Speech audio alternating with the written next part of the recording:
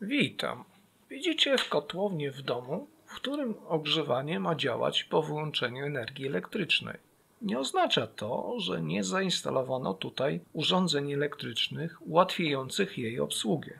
Urządzenia grzewcze zamontowane są w taki sposób, aby zajmować jak najmniej przestrzeni. Z jednego miejsca łatwy jest dostęp do prawie wszystkich zaworów, zegarów i dźwigni, a także ekranów i przycisków sterowników. Zastosowane połączenia rozłączne rur pozwalają na demontaż lub naprawę instalacji CO w kotłowni. Rozmieszczenie elementów wyposażenia zapewnia także łatwe utrzymanie pomieszczenia w czystości.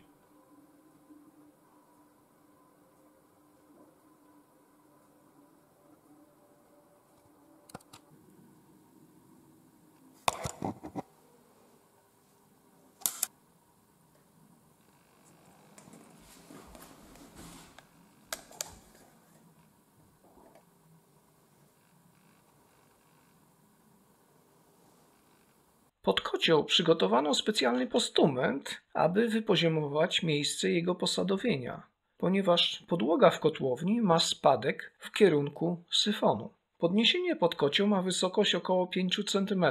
Dla tego modelu kotła i korzystaniu ze standardowych węglarek dla komfortowego wybierania popiołu wysokość postumentu powinna wynosić co najmniej 7 cm.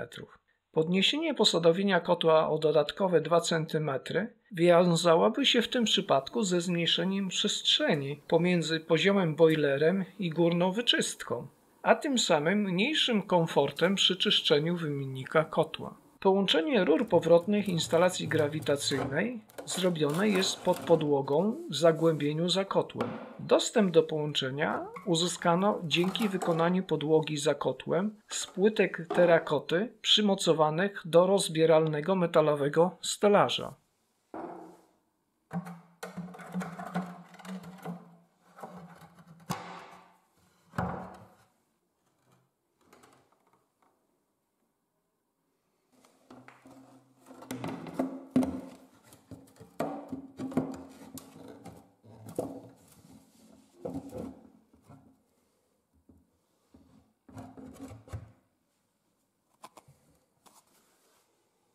Te dodatkowe płytki za kotłem ułatwiają zmycie brudu na podłodze wokół kotła.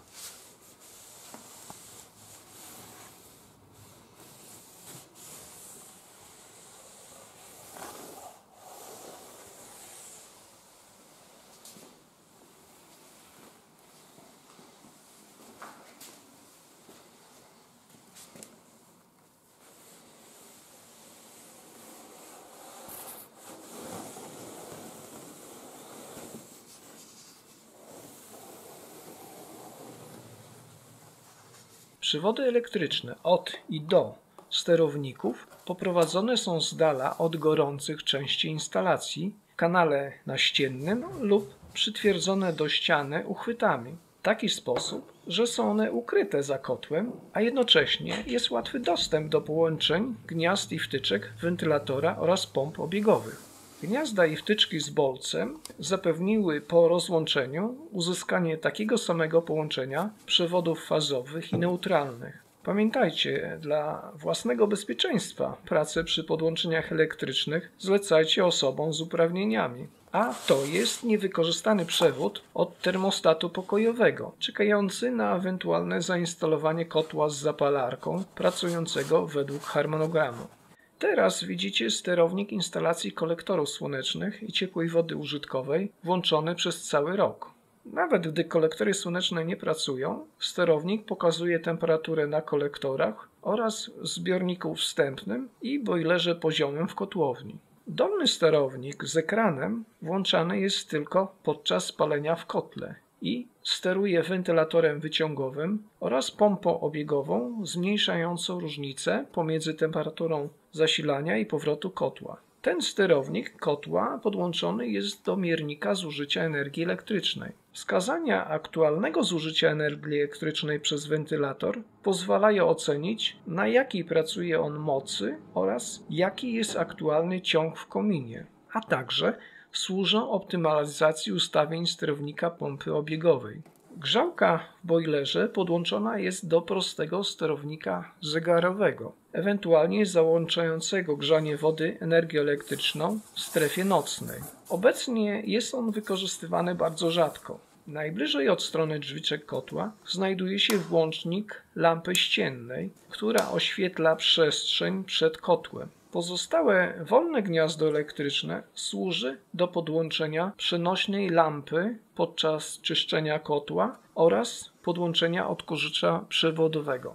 Bardzo przydatny jest manometr wskazujący ciśnienie hydrostatyczne, czyli wysokość słupa wody. W przypadku tej instalacji pożądane ciśnienie wynosi niecałe 0,6 bara, co odpowiada niecałym 6 metrom wody ponad manometrem. Wskazania tego manometru pozwalają zorientować się, czy występuje wyciek w instalacji oraz ile należy dolać nowej wody. Rury w kotłowni zostały ocieplone otuliną, by jak najbardziej ograniczyć ilość ciepła oddawanego przez nie do pomieszczenia. W pobliżu czopucha ocieplenie rur wykonano z materiału niepalnego. Połączenie czopucha z kanałem dokominowym umożliwia kompensację zmian długości czopucha na skutek zmian jego temperatury. Nie wszystko udało się zrobić perfekcyjnie. Widzicie tutaj pęknięty tynk wokół zainstalowanego kanału dokominowego. Zwróćcie uwagę, że to pęknięcie występuje u góry kanału, natomiast z boku i pod spodem pęknięcia nie występują. Z boku i pod spodem tynk uzupełniano na większej powierzchni aniżeli wykuta dziura pod kanał oraz w warstwie nowego tynku umieszczono siatkę z włókna szklanego. Od góry kanału tak to nie zostało wykonane. Ściany w kotłowni pomalowane są białą farbą, dlatego aby łatwo zamalowywać miejscowo ewentualne zabrudzenia. Generalnie przyjęte założenie się sprawdza, za wyjątkiem miejsca, gdzie zamontowany jest wieszak na pogrzebacze. W tym miejscu ściana powinna być wyłożona płytkami albo osłonięta blachą.